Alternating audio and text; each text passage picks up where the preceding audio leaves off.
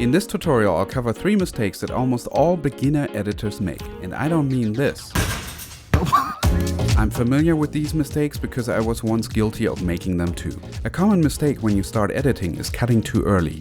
It is important to know a fair amount about your available footage before you make your first cut. And that's probably the nicest looking footage we have. If you don't know what you have and what's good, you run the risk of editing yourself into a corner.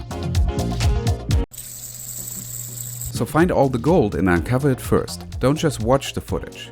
Your brain can't hold on to these fleeting shots unless you work with them. This process is called selecting, and that can be different for every editor. Some take handwritten notes as they watch the footage, others build extensive select reels, and yet there are some that dance to it. I don't know if that works, but maybe I should try that. Just highlight Whatever your process, important is that you actively work with the material. 5 moments that I like. Because once you start editing, you want to have all these shots readily available to you so that the magic happens. Rookies usually don't use split edits, also called J and L cuts. Notice how the dialogue starts right as we cut to the actor's face. I was so lonely until now. So do you think I'm that right, lady? Maybe. Do you think I'm the ideal man? I haven't told you the truth, though. I knew it. That makes for a choppy and awkward cut. Now let's take the scene and let the dialogue pre-lap the visual. I am just going to roll back the video. Suddenly, it's as if the cut seems to disappear. Let's see if I'm right. I haven't told you the truth, though. I knew it. I demonstrated J or L cutting in a recent video. The key is to understand the purpose and meaning of the conversation to decide whether a split edit is appropriate. Michael Grabowski tells his students that they are simulating a third person watching a conversation take place. The cut is the person turning their head to see and hear the other person talking. There is another girl.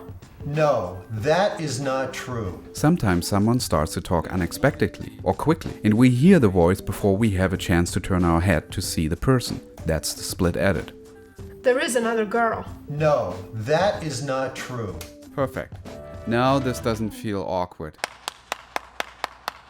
I wanted to know what you think are some of the most common rookie mistakes. And the number 1 response, having no or a very chaotic workflow.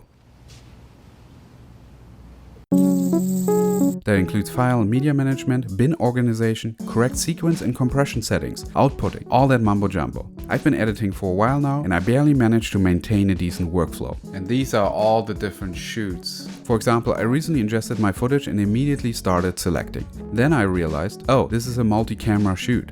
Wouldn't it be better to group all the clips together? I basically had to start over and lost a couple of hours of work. So here's my advice. Test your workflow all the way through the chain. Take a couple of shots, import them, sync the audio, test build a multicam, put them in different bins, cut a select reel, use a little storytelling to actually try to cut a mini scene that simulates the real project.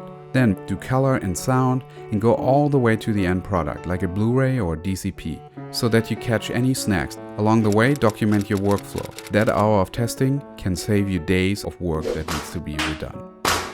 Recap. Don't start your edit until you know your footage. Use split edits appropriately to simulate an organic flow of a scene. Know and test your workflow before you get in too deep.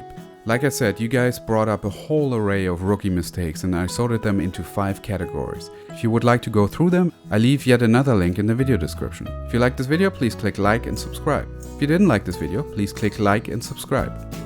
I'll see you on the next one. Thanks for watching.